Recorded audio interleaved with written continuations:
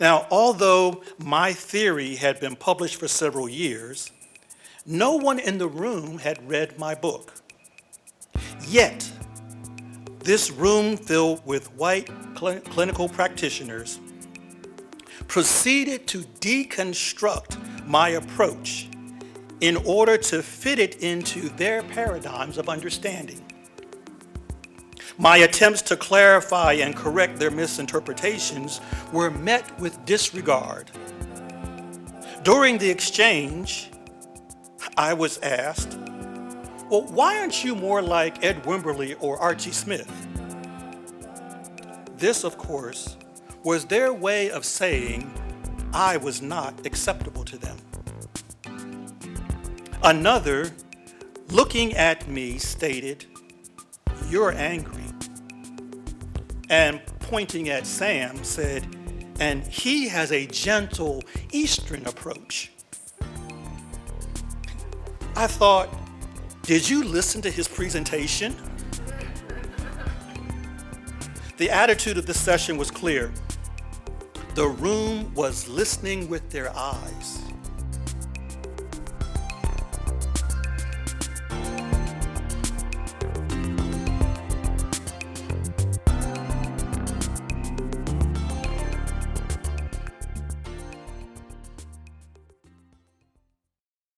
My name is Sujin Pak. I'm Dean of the School of Theology, Boston University, and I'm so delighted to be here to welcome you to the Lowell Lecture for Spring 2022.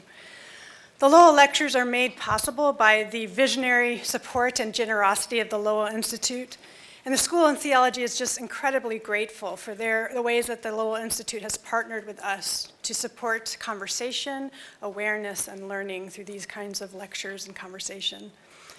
The Lowell Lectures this year are dedicated to the themes of racial justice, with attention to cross-advocacy and cross-racial solidarity.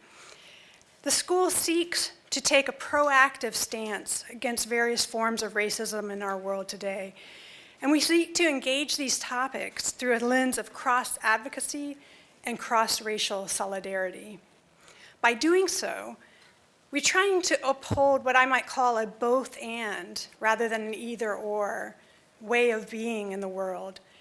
And the hope is to invite conversations across differing identities, locations, and embodiments with the aim of honoring differences in a non-competitive spirit, and also recognizing intersectionality along the way as well.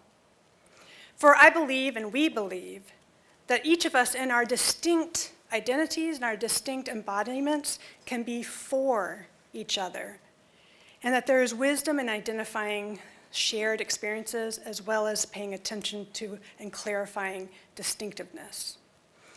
Well, again, my thanks to the Lowell Institute for making this lecture possible. My thanks to Dr. Lee Butler for your presence with us and the words and wisdom that you'll share.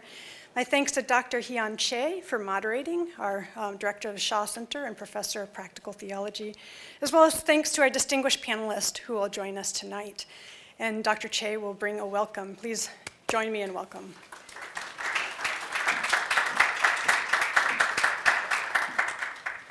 Thank you, Dean Park. Reverend Dr. Dean Butler actually was my Ph.D. advisor when I actually studied at CTS. So when I met him, I have to confess that right now, I was quite racist. I didn't know what to do with racism, and I was born and raised in Korea, and so I didn't have much concept of racism at all. But you know, maybe after you hear, you would imagine that he wouldn't let me just be myself. No, you need an education about racism, so you don't have to act like a racist. And he made me non-racist after all. So I'm very proud of him, and I'm going to introduce his bio. Very short one, but it's quite long in reality. Okay, so Reverend Dr. Dean Lee H. Butler Jr. is a Vice President of Academic Affairs and Academic Dean, and also the William Tabbernee Professor of the History of Religions and Africana Pastoral Theology at Phillips Theological Seminary in Oklahoma, Tulsa. Prior to joining Phillips, he was the Distinguished Service Professor of Theology and Psychology at the Chicago Theological Seminary for 24 years. In 2006, he was promoted to the rank of a full professor and became the first African American to achieve this rank at CTS.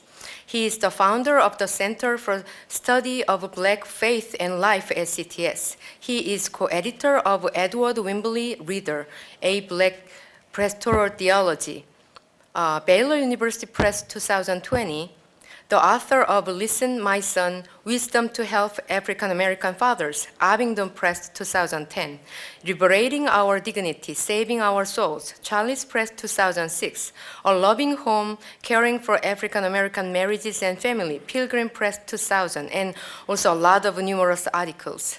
He is the pastor president of the Society for the Study of Black Religion, a member of the American Academy of Religion, the Society for Pastoral Theology, and the Association of Black Psychologists. An ordained minister of the American Baptist Churches USA since 1988, he is a preacher, scholar, teacher of the gospel of Jesus Christ.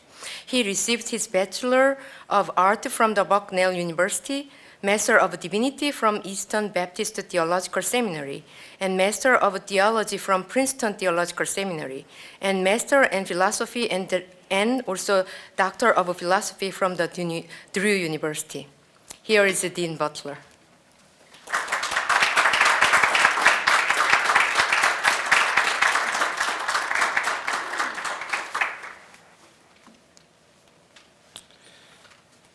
Thank you for that introduction. As Dr. Che began to talk about the beginning of our relationship, I have told her recently, even though she says she's proud of me, I am proud of her, and I always note to her that she has outpublished me. That's a good sign. I'm very grateful to Dean Pak for inviting me to be a part of a series of conversations with the goal of raising awareness of and naming racial injustices. In this historic moment of higher education seeking to advance issues of diversity, equity, inclusion, and social justice, I'm delighted to be a part of a dialogue here at Boston University School of Theology.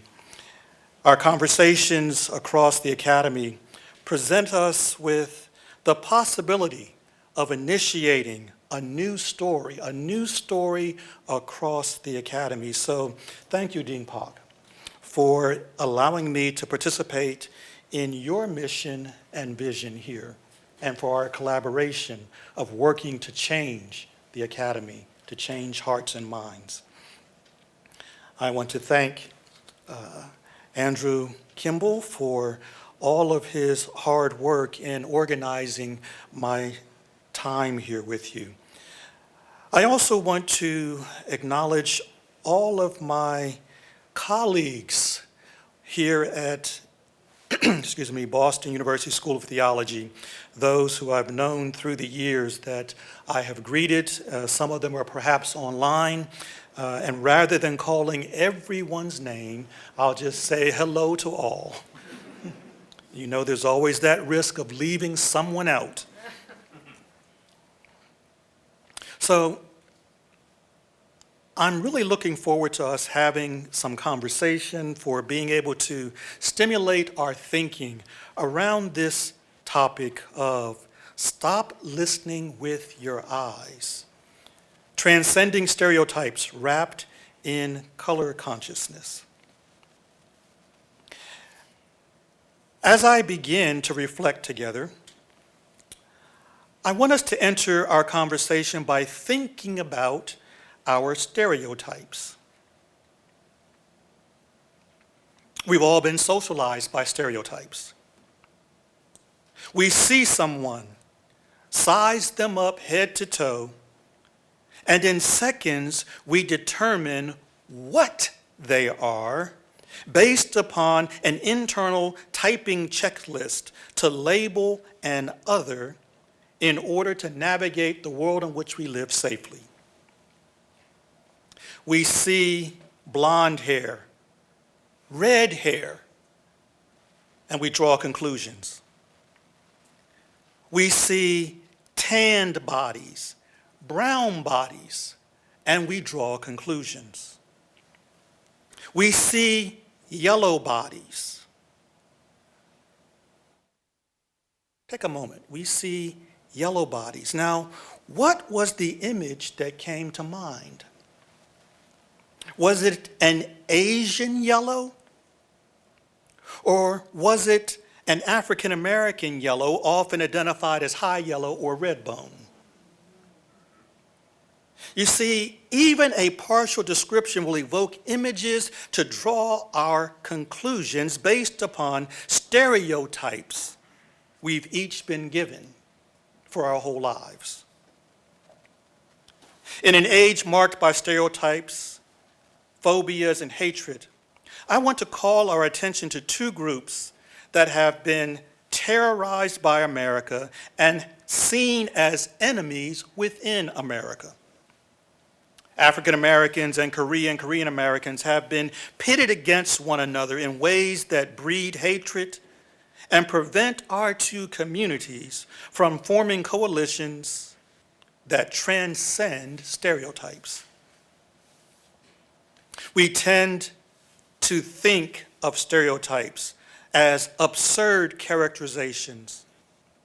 There are stereotypes like blacks are unintelligent and lazy, while Asians are good at math and industrious. Looking carefully at these stereotypes, they not only declare social location, they simultaneously create tensions and animosities between the two groups. While both groups might be identified as minority, one group gets identified as the model minority with privileges and advantages. The unintelligent versus the good at math. The lazy versus the industrious.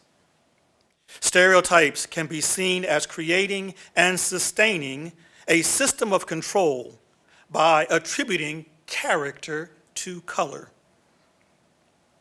When Europeans came to Turtle Island, also known today as America, the indigenous inhabitants were seen as savages.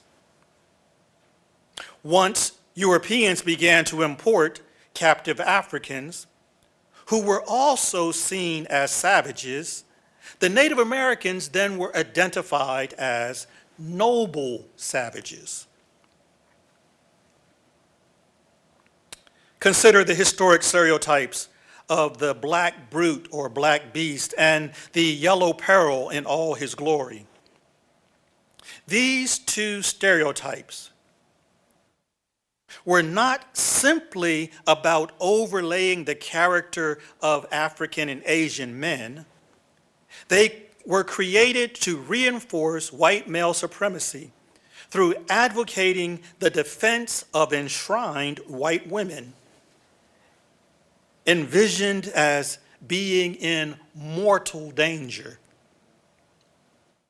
These stereotypes are about self-defense, extending this interpretation as a flow of consciousness.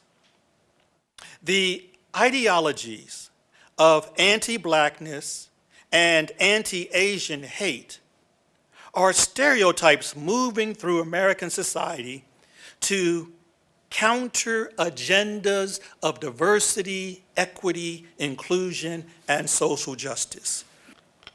Listen to this story and description of what I'm pointing to. Many years ago, my close colleague, K. Samuel Lee, a Korean American pastoral theologian, and I were invited with Elizabeth Johnson Walker to be panelists at a professional conference to talk about using womanist pastoral theology as a resource for pastoral counseling.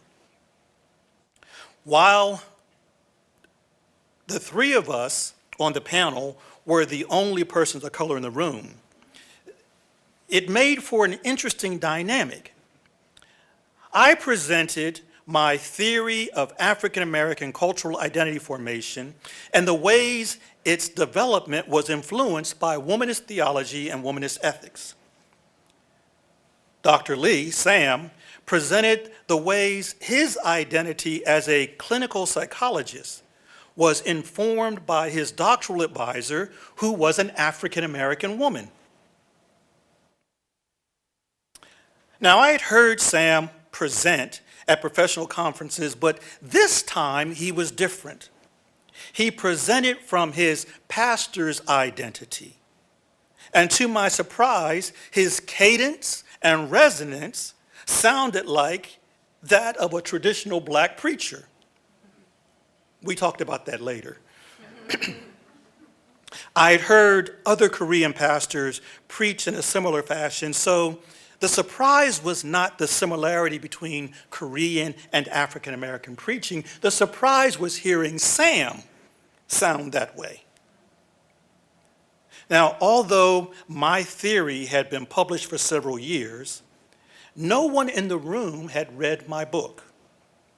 Yet, this room filled with white clinical practitioners proceeded to deconstruct my approach in order to fit it into their paradigms of understanding. My attempts to clarify and correct their misinterpretations were met with disregard. During the exchange, I was asked, well, why aren't you more like Ed Wimberly or Archie Smith? This, of course, was their way of saying I was not acceptable to them. Another, looking at me, stated, "You're angry." And pointing at Sam, said, "And he has a gentle Eastern approach." I thought, did you listen to his presentation? The attitude of this session was clear. The room was listening with their eyes. Eyes that were filled with stereotypes. They were looking at me through the stereotypes of black and looking at Sam through the stereotypes of Asian. I was the aggressive, angry black man, and Sam was the soft and gentle Asian. Stereotypes, because if you know Asians, you know they're not always soft and gentle. We were both completely misinterpreted and denied the integrity of our stories. For their collective comfort, Sam and I were forced into stereotypical boxes to preserve the categories of their clinical practices. Instead of transcending their stereotypes in order to learn how to be more culturally aware, they pacified themselves with their social stereotypes. I was black and angry, so they did not have to listen to me. Sam was yellow and gentle, so they did not have to be challenged by him. Furthermore, by focusing on their color consciousness, they were able to deflect from engaging womanist thought, which was the main topic of discussion. Their theoretical figures remained sacred and without spot or blemish. In the end, they had successfully insulated themselves from diversity, equity, inclusion, and social justice. What happened in that room of pastoral counselors was antithetical to the work of pastoral counseling.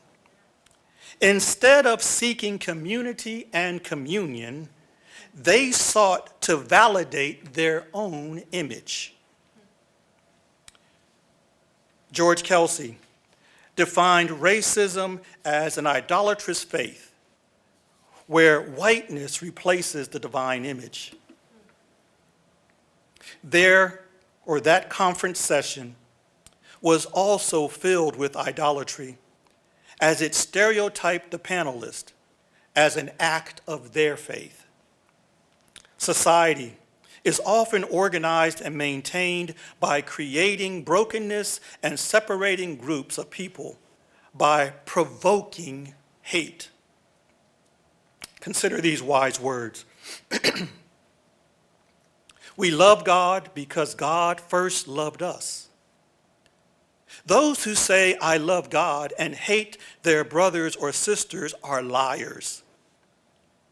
For those who do not love a brother or sister whom they have seen cannot love God whom they have not seen. The commandment we have from God is this: those who love God must love their brothers and sisters also. So to reframe that last verse, the commandment we have from the Holy One is this: those who love the Holy One must love others also. The words of John declare that believers cannot separate their spiritual life from their human existence in the world. Jesus declared that we are to love God with all our heart, our mind, our soul, and our strength, and our neighbors as ourselves. We therefore cannot say with integrity, I love God, but I hate you.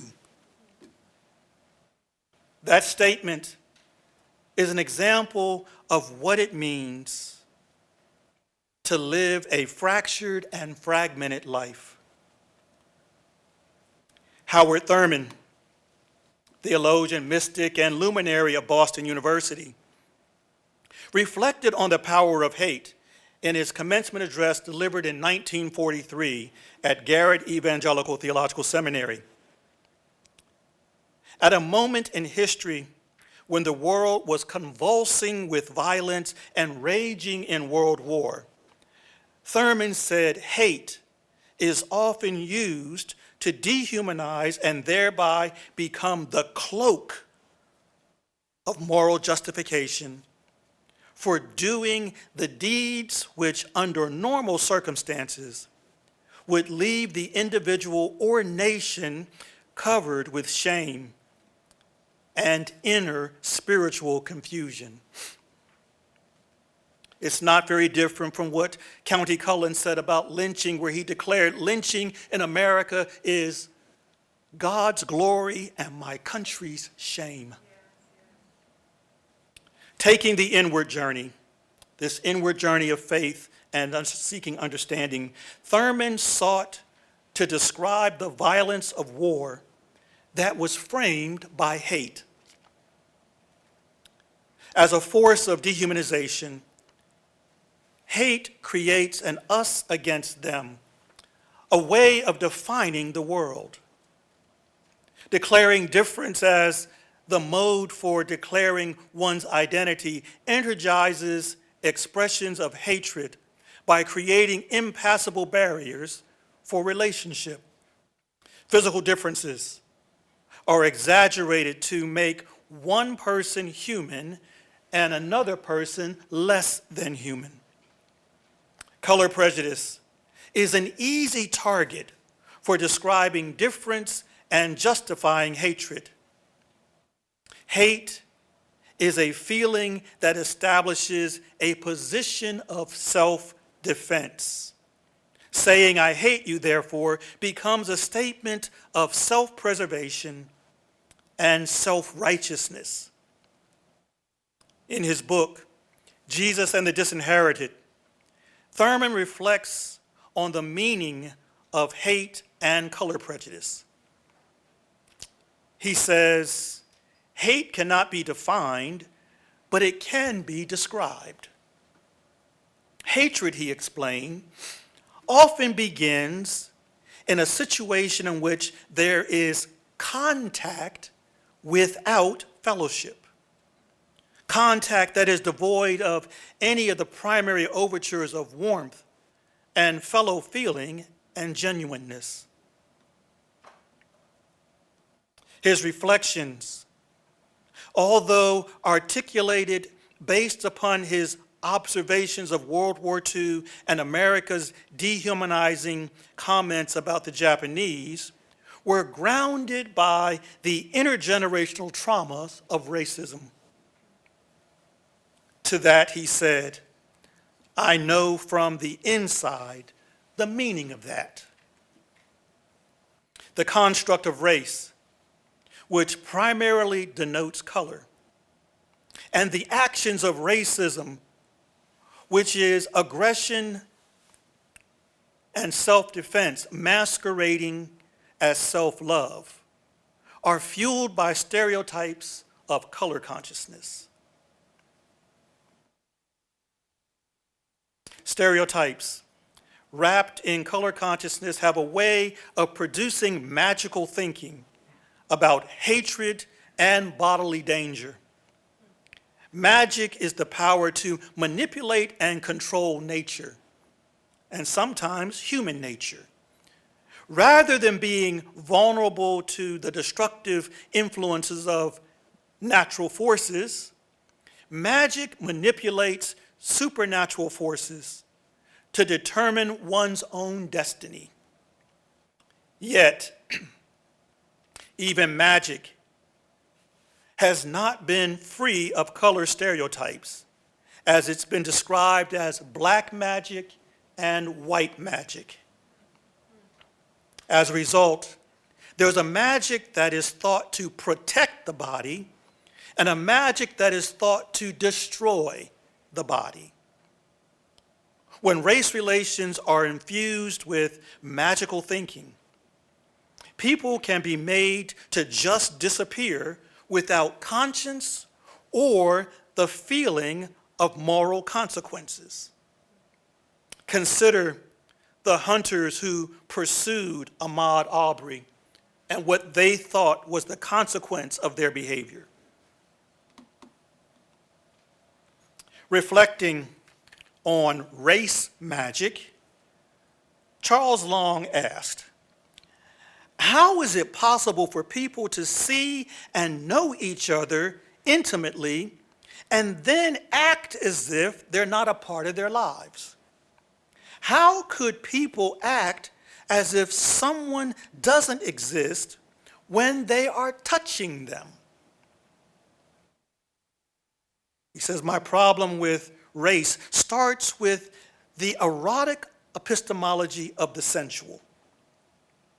How can someone be present and then actions are taken on the basis of their being present, but at some point, although neither removes themselves, the other disappears? This magic changes the nature of an other by the thingification of their humanity, causing them to vanish into thin air." It was this magical thinking of an erotic epistemology that empowered the Atlanta shooter to justify his hate crime based upon a socially constructed stereotype. Believing that Korean women were fueling his sex addiction, he went on a rampage to make them disappear in an effort to tame his own moral failings. Audre Lorde, African-American woman poet and social justice advocate, activist, is often quoted for her insightful critique of white feminism in the 1970s. Using slavery as her illustration, she stated, "The master's tools will never dismantle the master's house." African-American scholars have understood this to mean that we cannot be liberated by using thoughts and theories designed to oppress us. An ideological house whose foundation is built upon dehumanizing stereotypes directed by white supremacy will always lead racial ethnics to love whiteness and to hate themselves. In her book, The History of White People, Nail Painter writes, "Race is an idea, not a fact. And American history offers up a large bounty of commentary on what it means to be non-white, moving easily alterations in the meaning of race as color." She says the young nation, in the common parlance, was a white man's country, a polity and qualification for citizenship defined by race and limited to white men. A newspaper article published in Denver, Colorado, 1878 read, "George John, a Washi man from the Flowery Kingdom, was made a white male citizen by the district court, notwithstanding the decision of Judge Sawyer of San Francisco that a Chinaman could not be made a citizen of the United States." Racial color prejudice in the era portrayed Chinese as the yellow terror, the yellow danger, and the yellow peril to provoke whites to fear Chinese immigration. As the fear of Chinese presence grew, so did the violence against Chinese. In 1882, Korea entered into a trade agreement with the United States, which opened the doors of immigration. Although Korean immigration into Hawaii is identified as 1903, there was likely an unacknowledged Korean presence in California, perhaps due to Koreans being inappropriately identified as Chinese. According to Edward Chang, the first Korean church in Los Angeles was established in 1904. As decades of immigration legislation and post-war recovery activities, Koreans began to immigrate to the United States without a full awareness of the nature of color prejudice and the violence that it inspired. They didn't know the hatred Africans in America experienced was not very different from the hatred Koreans experienced under Japanese rule. Koreans entered the U.S. with hopes of a new life without understanding the traumatic consequences of their seeking to live the American dream. My first significant relationships with Koreans came during my doctoral studies at Drew University. My classmate, Kim Jin-young, and I became good friends brought together through the struggle to pass French exams. Although we were both in the psychology and religion program, it was not psychological theory that united us. We were united against the common enemy of the graduate school that was inflicting great pain and suffering on our lives. In those days, we never talked much about what it meant to be African American or Korean in America.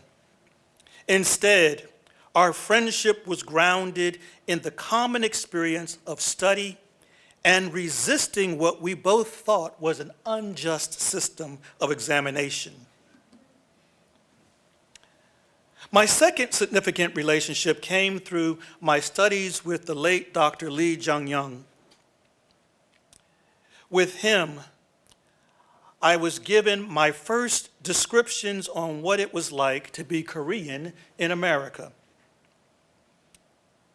My private conversations with him occurred during the time when he was writing his book, Marginality, The Key to Multicultural Theology. Drew University is located within a white suburban community in northern New Jersey.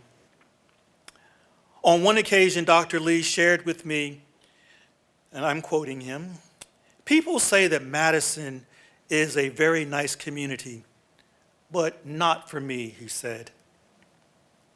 "It's not very comfortable for me as a Korean. I'm not welcome." He expressed that although he was a professor at the university, he did not have the same high status as a white resident. Even a white person who may not have a college degree held a higher status than he did in Madison, so he communicated. In his experience, he was not recognized as a citizen because Madison's citizens were thought to be white. In 1992, I was still a student at Drew while the city of Los Angeles exploded in civil unrest and street violence, violence between African Americans and Korean Americans. The civil unrest that lasted 3 days with South Central LA and Koreatown suffered the most significant losses. It was not clear to me how I should interpret the violence in light of my relationships with my friend Jin Young and my professor Dr. Lee. And sadly, we never talked about it, even though the tensions between our two communities had boiled over into complicated violence. Part of our silence may have been due to the distance between Madison, New Jersey and Los Angeles, California. Another part of our silence may have been due to the coping mechanisms racial ethnics in America employ in order to survive in this system. There's a reason why generations of Tulsans did not talk about the massacre and the destruction of the Greenwood District. Keep silent if you want to live. My first theological teaching position was at Lancaster Theological Seminary. There, my Asian students were from Japan. Because my education had taught me to be culturally sensitive, I sought to be respectful of Japanese culture as I taught my students. I was familiar with Koyama's water buffalo theology, which was not presented as a Japanese theology, rather it was presented as an Asian theology. This had an unfortunate impact on having me lump all Asians into the same experiential basket. However, all that changed when I arrived at Chicago Theological Seminary in 1996. Preparing to teach a Ph.D. seminar with my senior colleague, the late Dr. Robert Moore, I knew about half the class would be filled with Korean students. To my mind, Koreans are Asian. So I selected a text, The Anatomy of Dependence, written by Doi, a Japanese psychiatrist. Yeah, you laugh. Conversations with my friend and my professor at Drew did not talk about Korean history. And my theological education basically said all Asians are alike. Not very different from talking about something happening in Africa and never really pointing out the country, you know what I mean? But as I began to engage my Korean doctoral students on Doi's thought, I observed their lack of enthusiasm and a subtle rejection that was clearly observable from my students. Curious about their disinterest, I asked why. Being very respectful of their African-American professor, the Korean students began to speak in very gentle and polite ways. And they spoke about their history of Japanese occupation of Korea, a history of which I had absolutely no knowledge. It was then that I was introduced to the indignities Koreans experienced at Japanese hands. That was my first moment of ever hearing about comfort women who were, at the time they were taken, many of them girls. The more they spoke to me and to one another, their deep feelings became clear, which I, as an African American, observed to be more than simply sorrow. In fact, what I observed was something closer to rage. And as a black man, rage was something I had intimate relationship with. The lesson was an awakening as my students like Ko Young-soon became my teachers. I learned that in order to begin to understand Koreans and Korean Americans, one must grasp the concepts of Han and Hwabong, which distinguish Koreans from other Asian groups. A non-Korean can only begin to understand the deep meaning of Han by first acknowledging the power that feelings of resentment, bitterness, grievance, or regret hold in a person's life. Older Koreans and Korean Americans, most often women, express they live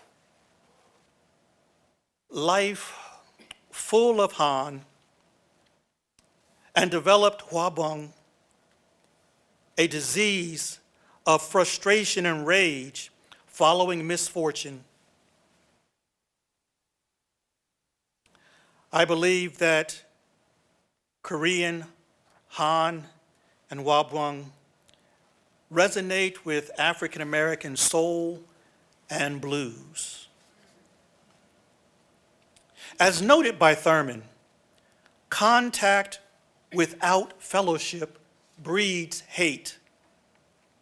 Desiring to have good relationships with my Korean students and to not breed hate, in the following years, or the years that followed that classroom experience, I regularly placed myself in the company of my Korean colleagues to learn more about Korean culture and history.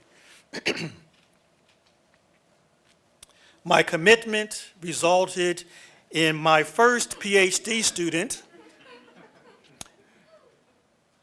being a Korean woman who graduated in 2003, the Reverend Dr. Chae Hyun, and you see what she looked like back then.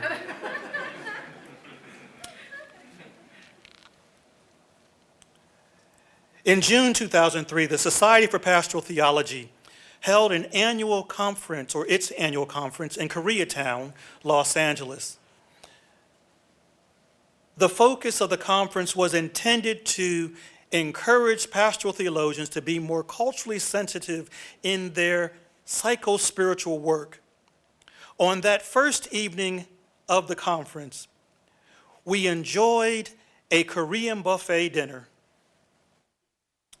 After several years of eating Korean food and sushi with my students, I, unlike many of my white colleagues, was very familiar with the popular items that were on the menu.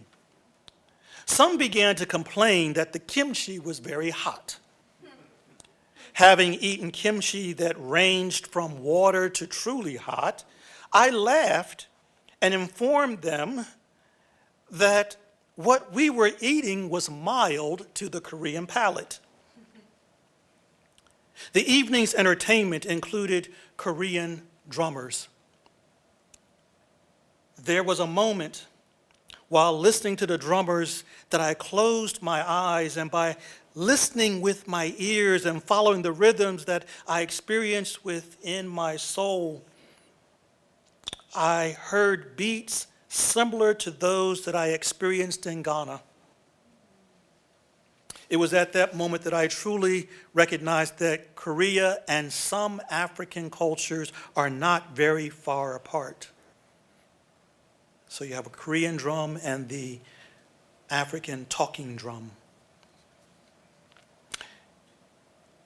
In February 2005, the Association of Theological Schools hosted its first consultation of Asian and Asian North American scholars in Redondo Beach, California, organized by the Committee on Race and Ethnicity on the impact of Asian and Asian North Americans on theological education, contributions, challenges, and prospects. My Korean American colleague, Sing-A Yang, invited me to the conference and introduced me at the opening session as an honorary Korean. At that meeting, I had my first Korean American experience of dinner at one restaurant, driving for dessert at a tea house, followed by singing at a karaoke bar and drinking some of Korea's favorite beverages late into the night. My new Korean colleagues were surprised by how comfortable I was throughout the evening, but this was only because I opened myself to the experience and allowed myself to be integrated into fellowship that evening. In 2009, I partnered with Sam Lee to develop a conference to precede the annual meeting of the Society for Pastoral Theology in Atlanta, Georgia. We gathered African and African American, Korean and Korean American to have discussions to bring unity to our two communities. No whites were allowed at that meeting. This moment of coalition building was marked by honest discussion between African American and Korean pastoral theologians to share the stereotypes we have been taught about one another and to develop new relationships grounded in trust for one another. In March 2018, I was keynote speaker at an annual conference of the Korean Association for Pastoral Counseling in Seoul, Korea. Soon after accepting that invitation, I received other invitations from Chicago Seminary alums. And they taught on faculties across Seoul. And so I was invited to lecture at 4 different universities along with the conference. Because I regularly socialize with Korean colleagues, mentees, and students, I was well acquainted with Korean cuisine. However, I did have one small concern related to dining in Korea. While I was quite adept at using Chinese chopsticks, Korean chopsticks, even thinner than Japanese chopsticks, are made of metal, which I had never used before. Dining with different groups of people each day, my hosts were regularly surprised and delighted by my ability to use metal chopsticks. On more than one occasion, my host also translated the compliments of restaurant staff as they observed me enjoying my meals while using metal chopsticks. The delightful response of my host regularly or during these dining experiences taught me an important lesson about hospitality. Most theological reflections on hospitality have been focused on the host's attitudes and actions. The emphasis has tended to be upon welcoming and caring for the needs of the guest, the one who is the stranger, also known as an alien. The dynamics of hospitality, however, do not flow in one direction. Hospitality is dialogical. As the person being hosted, I was keenly aware of my responsibility of being an appreciative guest. That did not simply mean saying thank you regularly and often. It meant following the flow of activities while making no demands, reflecting gratitude by eating traditional foods, being open to learning so that strangers might become friends. Negative public rhetoric transformed all Asians into the virus here in the U.S. Fear, anxiety, and anti-Asian hate named COVID-19 Asian flu and Kung flu, an airborne virus that cannot be seen suddenly became visible across America through the eyes of anti-Asian racism. Media headlines like, "There were 3,800 anti-Asian racist incidents, mostly against women, in the past year," began to be reported across news outlets. And there's no doubt in my mind that these reports of attacks were fueled by stereotypes regarding Asian women. Another headline, Asian Americans reported biggest increase in serious incidents of online hate and harassment during COVID-19 pandemic. In this era of protesting crime against humanity and embracing the sanctity of human life, we must form coalitions to stand with colleagues and friends as family. The escalation of Asian violence has been quite concerning, particularly the violence that has been attributed to African Americans. Social media scenes began to shape an interpretation that the escalating violence was African Americans against Asian Americans. The video of an 84-year-old Thai American man assaulted in San Francisco by an African American male teenager went viral in late January 2021.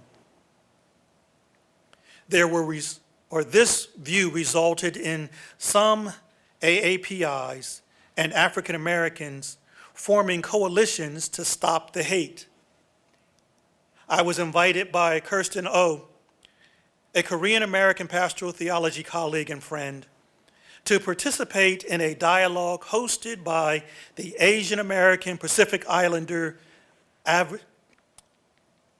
Advisory Council, a group of theological educators and pastors from across the United States. They were committed to countering anti-Asian hate and the scapegoating associated with COVID-19. In conclusion to these thoughts and stories, I'm committed to a deeper analysis of our history of conflict and a fuller retelling of our mutual histories of pain. If we allow the forces that breed hate to continue to mediate contact without fellowship, we will continue to be at war with one another, never truly understanding that our separation only benefits those who profiteer from hate and fear. If we continue to allow our contact to be influenced by xenophobia, homophobia, gynophobia, melanophobia, and sociophobia. That is, if we continue to fear physical and cultural difference, fear sexual and sensual difference, fear women's power, fear black skin, fear social relationships, then we will be the perpetrators of hate. Scripture declares that God has not given us the spirit of fear, but of power, of love, and of sound mind. I'm committed to transcending the inclination to listen with my eyes. I'm committed to transcending the stereotypes wrapped in national color consciousness. My hand is extended in fellowship and partnership to unite against hate at this moment when it matters most. Thank you very much.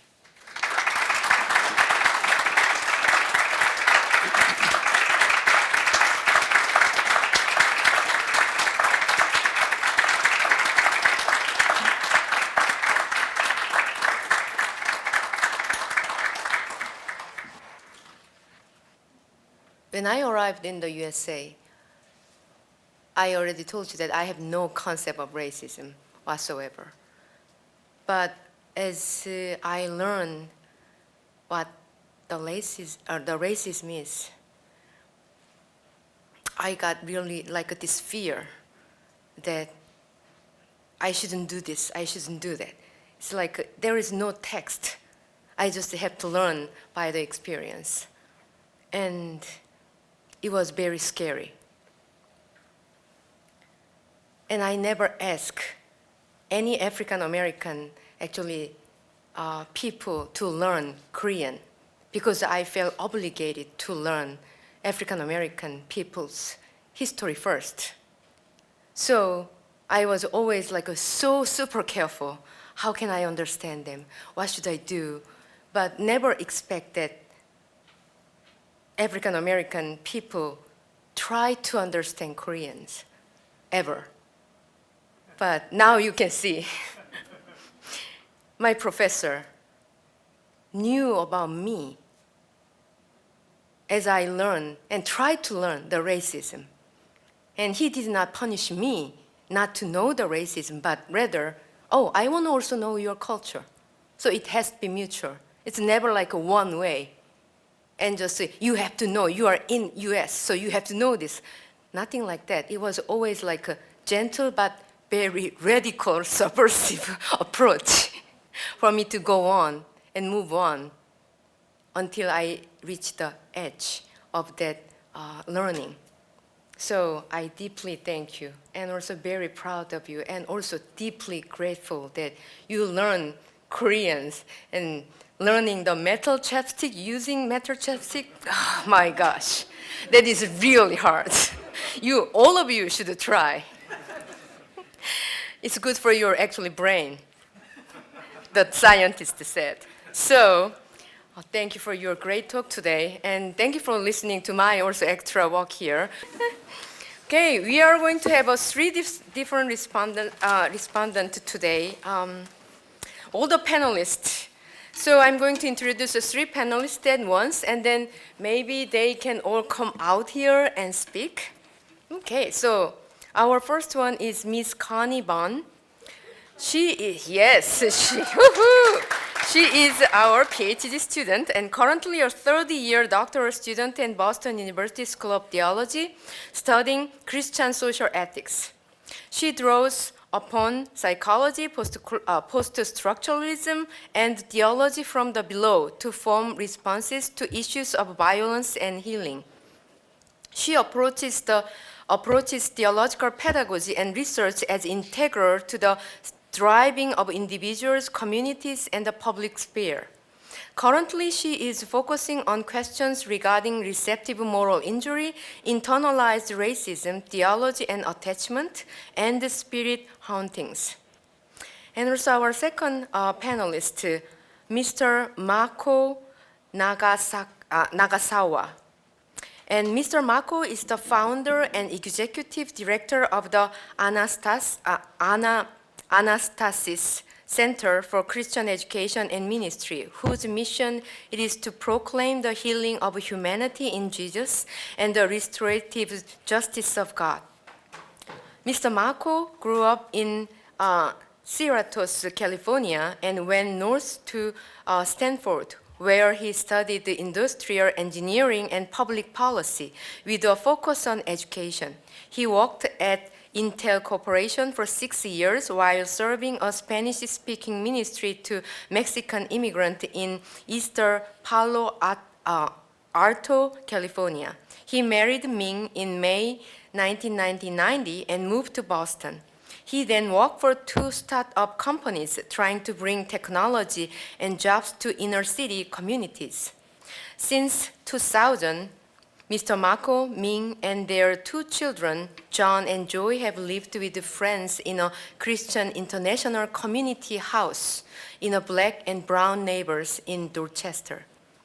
He did campus ministry from 2001 to 2014 and founded the Anastasis Center in 2014. They worship at Neighborhood Church of Dorchester, where Mr. Mako serves on the elder team and focuses on debt reduction and multiplying home ownership for Black and brown household. He earned a Master of Theological Studies from the Holy Cross Greek Orthodox Seminary in May 2019. His latest book is titled Abortion Policy and Christian Social Ethics in the United States, published by VPN Stock Publisher in 2021. In addition to Christian ethics, theology, biblical studies, and early church history, he enjoys food, tea, and stories from around the world. He misses the Pacific Ocean. And also last, the Reverend Dr. J. Williams. Yoo-hoo! Hailing from Buffalo, New York, Dr. J despises the snow and dreams of the life in Wakanda. To wit, he is pretty much obsessed with Black Panther, as well as the 1980s cartoon series, the Thundercats. And Reverend Dr. J. Williams returned to the Union as lead pastor on July 1st, 2018, having guided this congregation September 2012 to June 2017. An ordained elder in the United Methodist Church, Pastor J has served congregations in New York City, Boston, and San Francisco. Now, Dr. Williams holds a Master of Divinity with the highest honor from the Union Theological Seminary in the city of New York, 2009, and a Bachelor of Art, magna cum laude, from Harvard College, 2003. In May 2017, Dr. J received a Ph.D. in the study of religion from the Harvard University Graduate School of Art and Sciences. Dr. Williams' work explores the meaning of spirit in Black cultural discourse at the intersection of race, class, gender, and sexuality, particularly how spirit talk has been a marginalizing language of power. We are lucky to have him as an adjunct instructor at School of Theology. And Dr. Also Jay, a queer cisgender man, lives in a Boston Roxbury neighborhood with his 2 energetic dog, Bentley and Hurston. Thank you. So please, panelists, please come.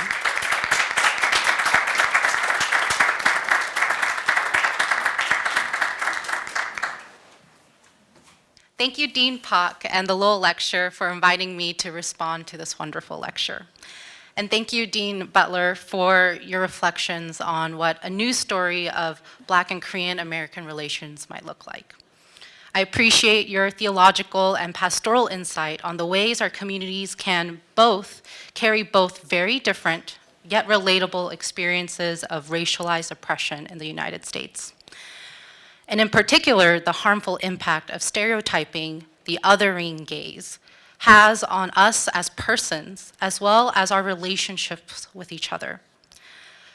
Throughout your reflection, particularly your stories you told, I cannot help but be reminded of Emily Towns's womanist ethic, that when we reflect deeply into our particularities as sources of knowledge, that is, all the histories, narratives, peoples, and contexts that create the threads of who I am, it is in those depths where I find places where my threads, as Towns puts it, meets and greets others, for we are intricately and intimately interwoven.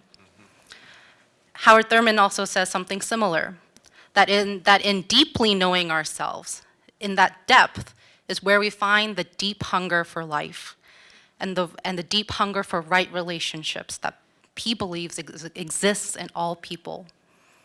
The deep desire for contact with fellowship also reminds me of something from Korean theology called chung, which is an attachment and a love of warmth. That deep desire for contact with fellowship.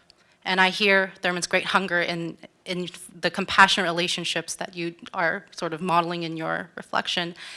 I'm very honored to have received it and to also respond to it. As you noted in your address, a news story is urgent. You noted how the pandemic has spotlighted both anti-Black and anti-Asian hate in the United States. Tomorrow is the anniversary of March 16th, the Atlanta spa shootings, which highlighted the rising tide of anti-Asian sentiment during the pandemic and also uncovered the already anti-Asian sentiment that had been going on and that our community had always been aware of, as well as also uncovering anti-Asian sentiment that was in post 9/11 against Sikhs, against Southeast Asian Muslims, and so forth. One really difficult issue to confront is the hate and the narrative of hate between Black and Asian American Pacific Islanders, AAPI, communities. It was really tragic, again, to hear you recount the videos of the Black man attacking that Asian elder, and the anti-Asian sentiments within the Black community. But it also reminded me of the tragic dynamics that constitute AAPI communities, the animosity towards Blacks, Black persons and bodies and communities, which is layered with colorism, poverty, American militarism in Asia, colonialism, and complex immigrant stories around American dream and white savior, which you have relayed to us. And what really, really struck me in your address was how stereotypes not only condition/limit our personhood and the expression of our personhood and how our personhood is received and how we experience ourselves. It also conditions, limits, and frames the relations themselves in stereotype tropes. If we interrogate and deconstruct why the narrative is Black Asian animosity and read between the lines of its internalization and violent enactments in history, what I find is that this narrative is not so essential, and that an alternative history of Black Asian cooperation, solidarity, and civility has and does exist and perhaps needs retrieval. For one, while there are many factors, one that I would like to highlight is how in the 1960s, at the height of the Black Power movement and the workers' movement, which garnered diverse solidarity, which included Asian activists such as Yuri Kochiyama and Grace Lee Boggs, the United States at that particular time in the 1960s and 70s pursued and actively sought highly educated professionals from Asian countries in the immigration process. Media then touted these professional immigrants as success stories of American meritocracy and colorblindness. If they can make it, why can't you? That's how model minority has been weaponized. Consequently, what happens is the dismissal of racism, blaming other marginalized communities for their poverty and crime, and creating resentment and rage against each other.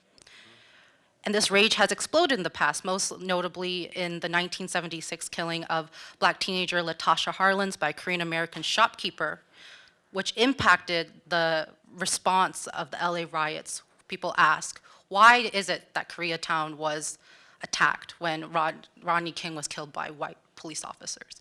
It was sort of a residue of rage and anger that happened from the killing of a young black teenage girl. And it would seem that some of these recent sightings of black on Asian violence is reminiscent of such kinds of factors. Yet at the same time, research has shown that there is often much more solidarity, or at the very least, civility between black and AAPI persons in the everyday. Jenny Lee's book, Civility in the City, Black Jews and Koreans in Urban America, examines the everyday life of black, Jewish, and Korean small business owners in New York and Philadelphia, and shows that the norm is actually routine, civility, and active community integration. There's often stories of how small business owners know their community, know them by name, know what their favorite products are. This is often what is routine, but that doesn't get shown. Additionally, a recent study by Samuel L. Perry titled Prejudice and Pandemic in the Promised Land, How White Christian Nationalism Shapes American Racist and Xenophobic Views of COVID-19, finds that the strongest factor for anti-Asian hate is actually a person or communities who buy into white Christian nationalism, not necessarily a narrative of anti-black or anti-Asians or black against anti-Asians. Yet that's how a lot of the narrative right now is shaping. So in this current situation are my questions, and I have a few, and some of them are also my desires and hopes as we try to create a new story together. My first question is, how do we make sense of this? That there's so much focus, again, on the narrative of of black and Asian animosity. So that's sort of my first question. Is this history repeating itself? What's going on? So that's my first question. And my second question for Dean Butler is, I also know you've done a lot of work in liberating persons from internalized racism. And I wanted to ask, what are those steps look like for you? Like, especially when we find it in ourselves and when we find it in our own communities, or even when we find it against us. I believe those are important questions to ask for the next stage or chapter. So, thank you. Thank you very much, Dr. Butler. I'm going to basically ask two pastoral questions, which I hope we can discuss and we can all discuss, that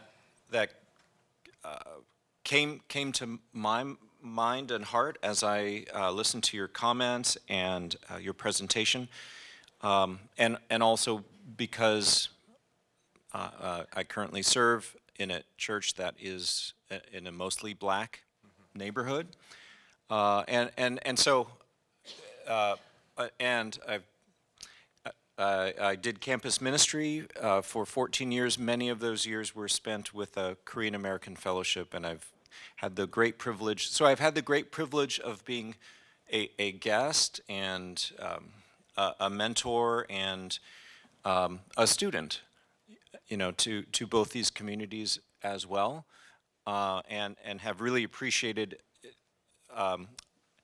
being able to identify how being Japanese American and being a Japanese American male intersects with that, both in terms of race relations and economic relations in the U.S., but also because of the Japanese-Korean history in Asia. And so I will pose these questions out of a desire to learn more and hopefully say something interesting. But and that is, so one of the questions is, how, Dr. Butler, how do you see Han and soul/blues informing one another and intersecting with each other? And I'm specifically wondering about trauma care in the church. From what I've seen in one case when George Floyd was murdered, there were many cries on Zoom from black folks in my church community. And it reminded me of, I think, a comment that perhaps it was W.E.B. Du Bois identifies as the cries of black people as they cried out, even on the slave ships, that somehow that was memorialized in lament in a church context. And I felt very privileged to be entrusted to hear that. It strikes me as someone who does care about mental health concerns and does pastoral work, that those kinds of expressions of lament are so important for suffering and oppressed people. And just any time, even if it's not necessarily oppression, but just personal difficulties that we're going through, to be able to articulate those things. And so it just, it hit a chord to hear you bring Han into close conversation with soul and blues, and perhaps for my, I'm not an expert in music, but soul strikes me as a cry of sorts, and even a subversion of European classical music, and so it is both lament and triumph and resistance, kind of all together. And so I wondered, again, I'm not Korean, but the description of Han is close to things in Japanese and Chinese culture. My wife is Chinese American, that do resonate somewhat, and the sense of what have we seen any dialogue happening between Korean American churches or Asian American churches and black churches about the role of our emotions, the role of lament, the role of corporate cries. And also, is there the possibility of something like a redeemed version of Han, kind of the silent suffering? And I say that because I think at different times I'm reminded that Jesus did, on the one hand, he welcomed his disciples into Gethsemane with him. He wanted them to be with him in his suffering. So he didn't want to suffer alone. And that's been personally challenging for me, because there's something about suffering that would sometimes cause me to isolate myself. And I recognize that as well in folks where there is a history of trauma and there's an expectation of trauma, including when I enter into a church community. People expect to be hurt, and so the role of a redeemed Han, of silent suffering, is intriguing to me, not because we suffer against Jesus, but is there a possibility of suffering with Jesus and carrying other people and inviting people for as far as they can go and as far as we can bear them to be there with us, if that makes sense. And I'm just reminded Jesus ultimately goes to confront the powers of empire. In his trial, he goes to the cross to confront the corruption of sin in his own humanity, and to the grave to confront death, and he is with the Father alone in the power of the Holy Spirit. And there's a sense that I have had when I have spent time with older Korean American followers of Jesus, including Connie's parents, who I've had the privilege of meeting, that they have had a certain kind, that there's a kind of rest and stability because they have experienced that silent suffering with Jesus, and I can glimpse it, and I can appreciate it, and it is a way of perhaps just setting our expectations that other people at any given time can come close but it's really Jesus alone that goes with us all the way. The second question, so that was my first question, believe it or not. My second question is, in pastoral work, how do we prepare people from different ethnic and racial communities or different church traditions for encountering one another? And one of the images that I would say I've found helpful, I'm happy to hear any thoughts about it, is the image of plantation capitalism. And the reason is because it describes a few different dynamics. In the plantation capitalism of the U.S. South, for instance, there was an effort by the elite white people to divide the labor force.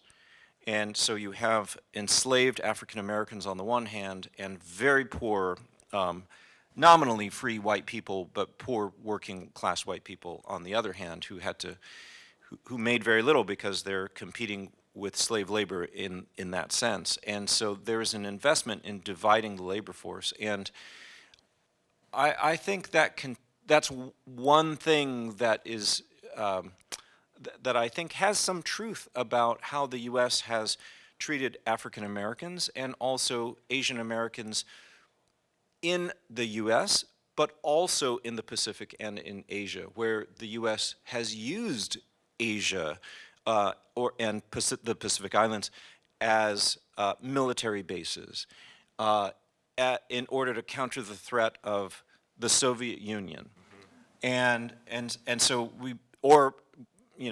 Asian Pacific Islanders become cheap labor, for example, on Hawaiian or Filipino plantations, like actual plantations, because they can get cheaper labor there. So there is a way in which plantation capitalism, I think,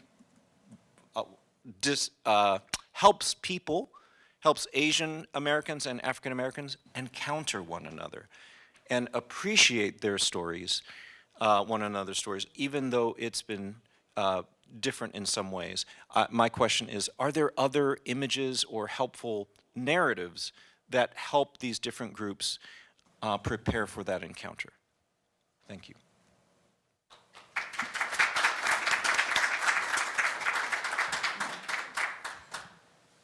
So thanks for this opportunity, Dean Pak, Reverend Dr. Che, Connie, fellow panelists, and Mako, Reverend Kimball, Dean Joyce, Development Office, and of course, Reverend Dr. Dean Butler.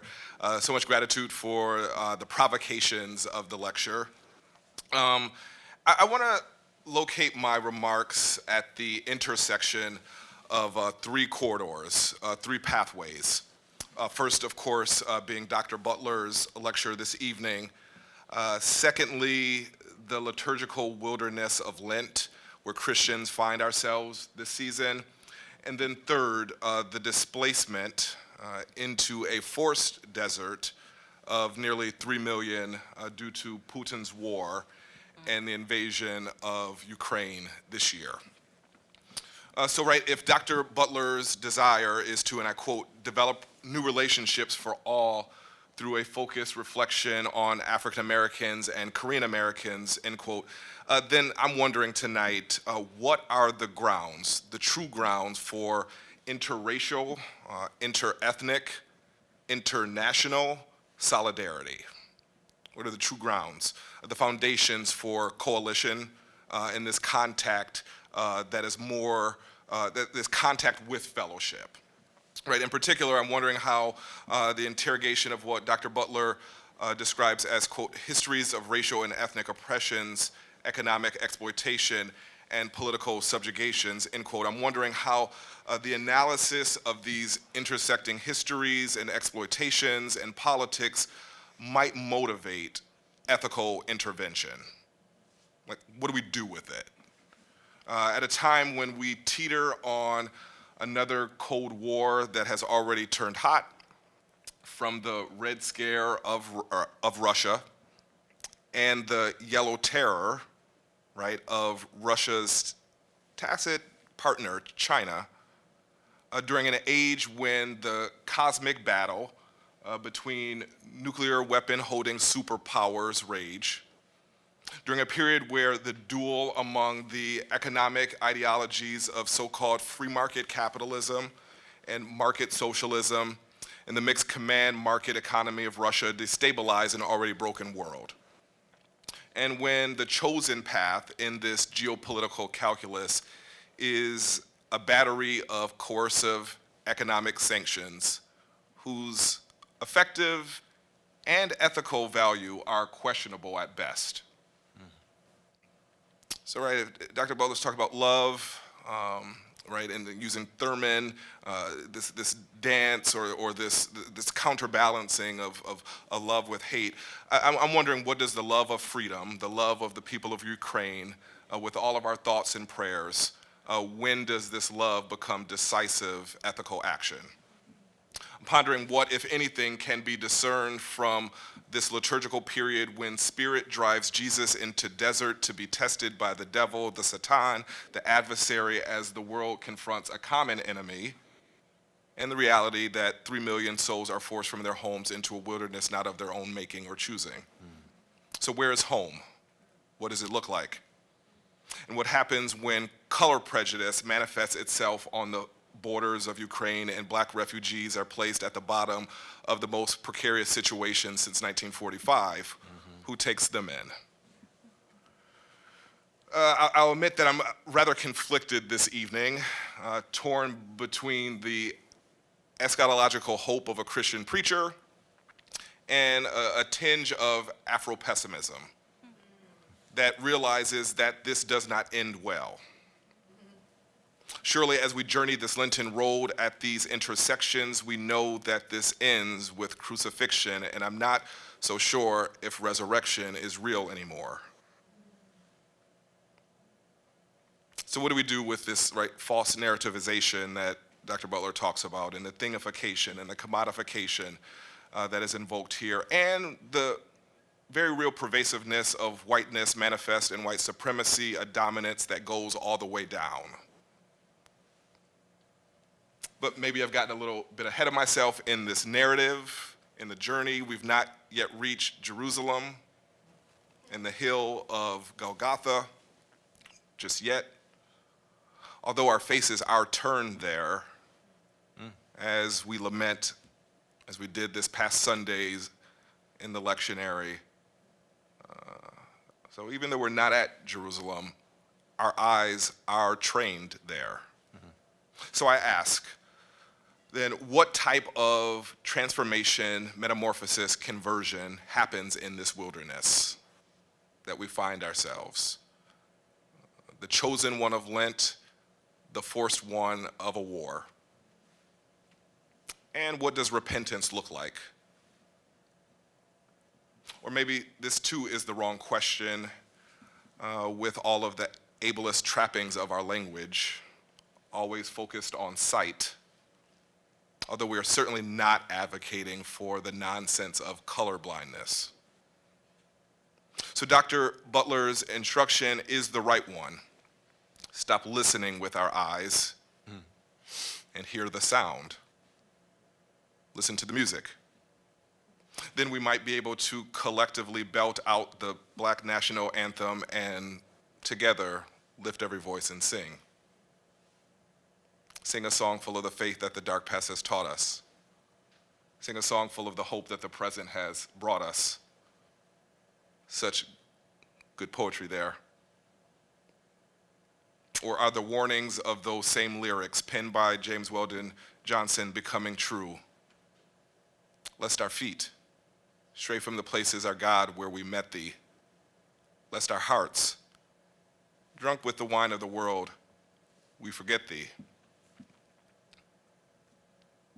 Seems to me that this learned forgetfulness of our shared common humanity, the quote, idolatrous faith where whiteness replaces divine spirit, end quote, that Dr. Butler vis-a-vis George Kelsey speaks of, this learned forgetfulness, this intended amnesia, it causes a collective jaundice.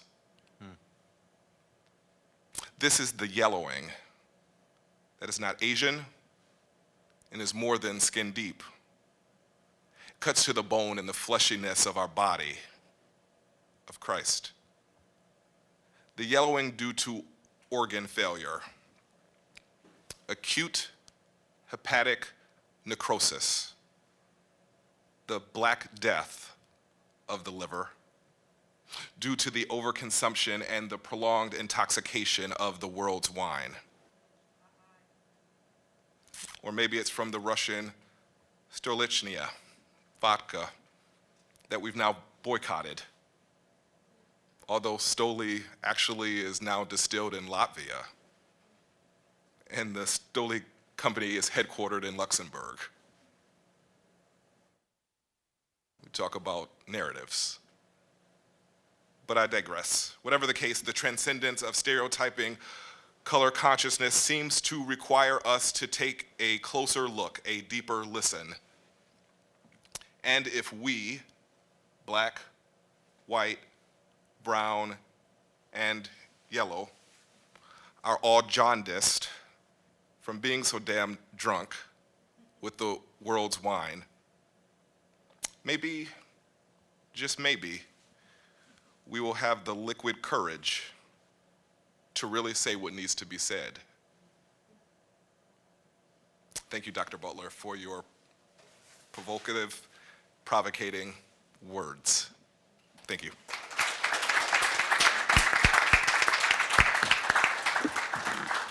Dean Butler, I think you have a lot of maybe questions heard, so I believe you have some answers to share. I'm not going to attempt to answer all these questions. But I do want to thank you each for taking the time to give my thoughts a close reading and a careful listening. To begin to speak some of what I heard you asking, to give some response, because I do want to have everyone else have an opportunity. Is history repeating itself? Well, although my primary formation as a scholar is in the area of psychology and religion, pastoral psychology, pastoral theology, I began to retool by being mentored by the late Dr. Charles Long, who's a historian of religions. And so I do look at history and give an analysis a la Charles Long that says absolutely history is repeating itself. I'm deeply engaged by the writings of Koheleth, the book of Ecclesiastes, who lets us know if we are not aware, history is constantly repeating itself. And we think something is brand new because we've simply forgotten what has already been. So history will always repeat unless we break those cycles. And so part of what I'm writing is to say, let's look at the history and let's bring a stop to the cycles of violence, the cycles of thought that have kept us running on this treadmill of destruction. So the only way we can begin to change the narrative is to know what has been and take the steps to do something new. And so in order to take those steps toward liberation, we have to even look at how liberation and freedom have been narrated. What is the real meaning of being free? And what have we been taught to believe about freedom? As I listened to Brother Jay, I was also reminded of these questions about freedom. At the point when former President Barack Obama was elected, there were conversations that were happening within United Church of Christ that were looking at racism and having these kind of dialogues. And I was a participant in one of those churches, and someone came up to me and said, well, now that Obama has been elected, we don't need black liberation theology anymore. I'm like, really? but it was his sense that we are now free. We have overcome racism in America. And we all now have equal opportunity, equal access, and the proof is in Obama being elected as president. But James Cone never saw an end to the work of liberation. In his presentation of Black liberation theology, it was always this call for us to look at ourselves and for the white church to look at itself and its behaviors. And now that there is this look, can we finally have conversation that is honest? And part of the problem is we have trouble being honest with one another. So this work of liberation, this work to be free, is an ongoing, never-ending engagement. When will it end? When we get to glory. Because there's always something about what it means to be human and these stories that we are constantly navigating that keep us in a posture of self-defense, always seeking to protect ourselves, that keep us negotiating with the pain and suffering that we've experienced.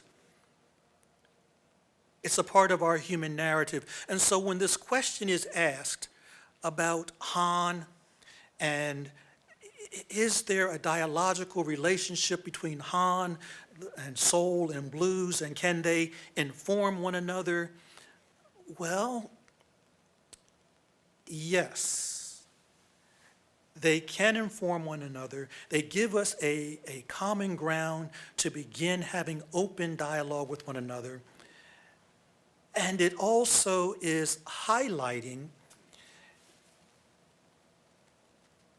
the significance of seeing our humanity, because the soul in African American life and the blues of African American life are an effort, a constant attempt to declare, I'm a human being. You know, we're saying Black Lives Matter, but soul came about because everything that Africans experienced in America from the time we landed on these shores said we had no soul, that we were not human. And so the effort was always to declare, no, I got soul and I'm super bad. It was to declare everything as soulful, as a statement to say, no, I am a human being created in the image and likeness. And those blues, which are also related to the spirituals, were the expression of that deep divinity that's saying, I am alive. And I want you to hear the pain that is caused by these dynamics of living in this world of oppression, but I'm working my way through the pain to declare I am alive. I will not surrender to the death-dealing activities that are assaulting me each and every day. And so when you start asking these questions about suffering with Jesus, in the deeper history of African Americans, of Africans in America, there was, yes, a suffering with Jesus, but more importantly, there was a statement that declared, by looking at Jesus, Jesus knows all about our troubles. That because this one who is seen as divine is suffering in this world, this one understands my story. And more than that, there was this declaration, because Jesus who suffered in this life became triumphant, I also can be triumphant and conquer this world. Where sometimes folks look back on the narration of the experience of those Africans who were enslaved. We hear them as being otherworldly, as doing an escapist kind of theology. No, they were very present to this world and recognizing that once I get out of this world and I have the possibility of moving through this world because Jesus has moved through this world, and I will rise like Jesus and will see life anew.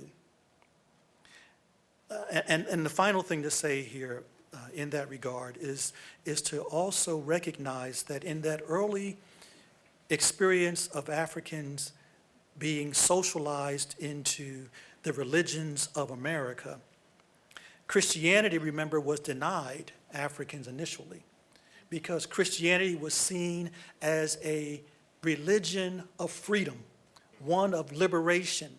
And that's the last thing enslavers wanted us to feel. So we were denied it until they figured out how to use it to say, slaves, obey your masters. But even hearing that, because we recognized that there was a divine spirit that had conversation with us, we said, oh, that's not in the Bible.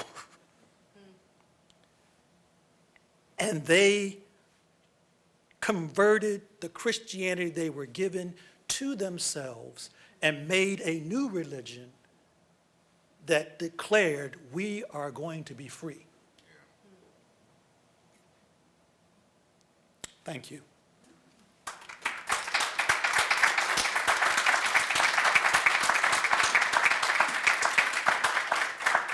I am very aware of time, but I know some of you have a very urgent question to ask. So anyone want to go bravely first?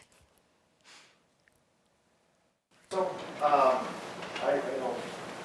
very much outside of this community of scholars, but one of the things that I'm noticing from this talk is very much a conversation of connection between the Korean experience and the Black experience, and a sort of ignorance from being outside of those two spaces. What would you say, though, to someone who is outside of those spaces, and how can we be respectful of this conversation that's going on? Part of what I was attempting to communicate is that we're always going to be outside of a space, and that it's necessary, it's important, it's vital that we do our best to enter into spaces that are identified as other.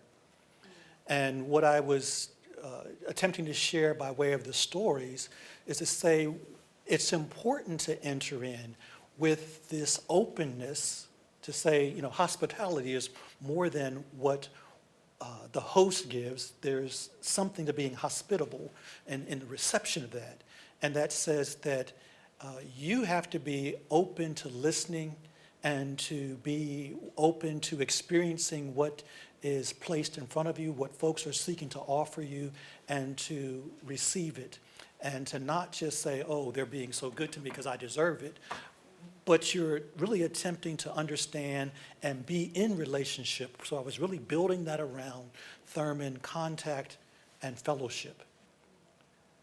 And then to say, through that early story, there were things I didn't know, and I assumed because my education told me certain things, and I was wrong. Now, even saying that experience in the classroom, I didn't have to listen to my students. Remember, I'm the professor. I didn't even have to observe that they were, really annoyed with me. But the fact that I was working on trying to help to educate them,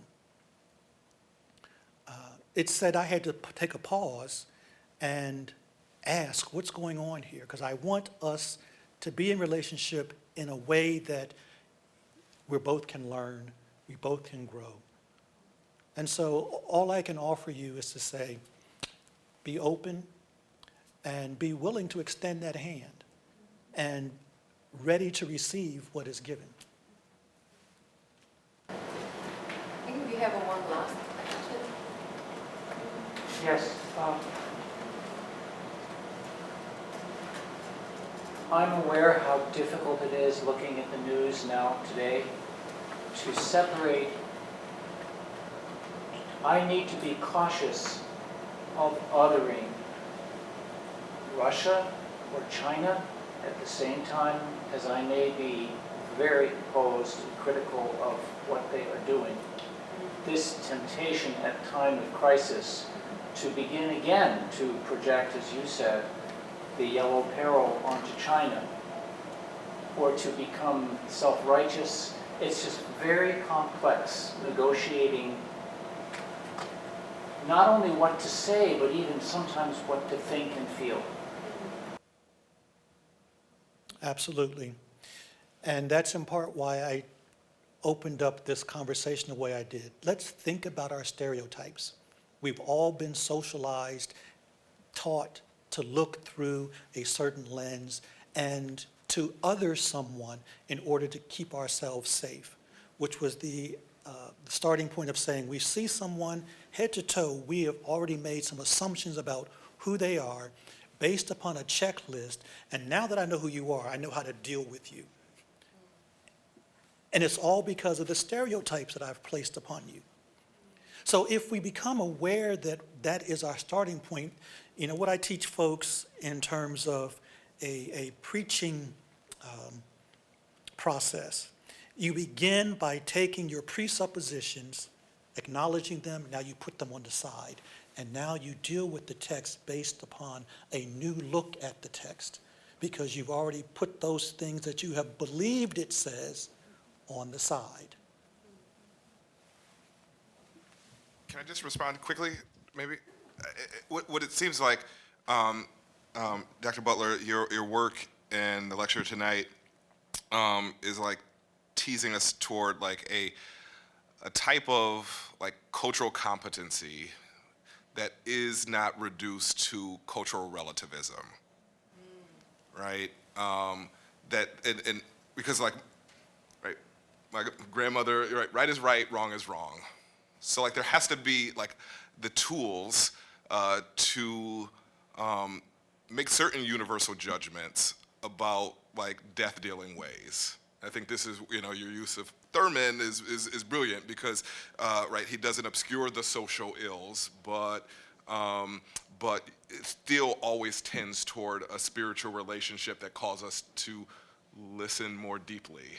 And that's the profundity of, I think, what you're inviting us to is actually to like engage deeply in the conversation, even when there's like risk for saying the wrong thing, doing the wrong thing, but to like be engaged in a certain, right, conversation where it's like, yeah, Connie can, you know, help me re-narrate, right, the way that weaponization has happened. And like we're in this dialogue that's like pastoral and not staying in the trauma, but like the talk of transcendence, right, is like actually what the theological resources at our disposal is the best of what is to be offered. Chair, if I might ask one last question. Oh, okay, sure. I wanted to just be known that like the silence isn't for a lack of engagement, but I think it's for critical reflection amongst the audience here. And I wonder if, for those who are, you know, I'm just cognizant of where we are in this context, in this space, whether that is in the global world, amidst the pandemic, amidst the war, amidst refugee crises. I know that there are like wearied and labored hearts. People are tired. People are, you know, communities of colors have been engaging in this struggle and discussion for a very long time, and it's easy to find or to lose hope in that.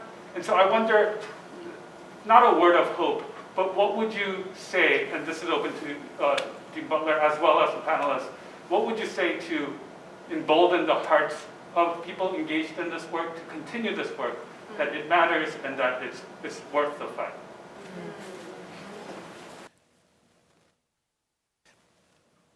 Part of my work, and a significant part of my work, has been this work of theological anthropology and of seeking to clearly articulate what it means to be human, what it means to be alive, and that has everything to do with being in relationship with others. And the world in which we live seeks to dehumanize so many. And so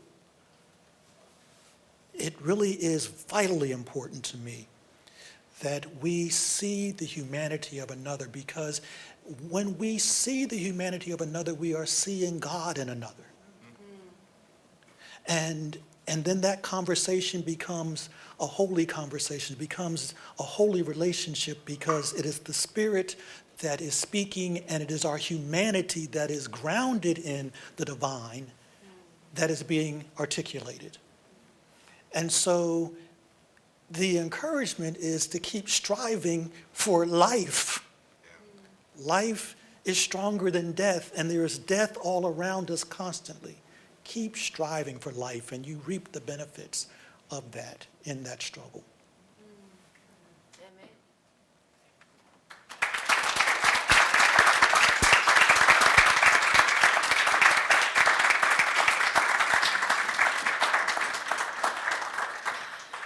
Thanks for your amazing reflection and participation, and also your time to be here. So thank you. And now we will finish, and I hope that you have a safe journey back to your home, please. Thank you.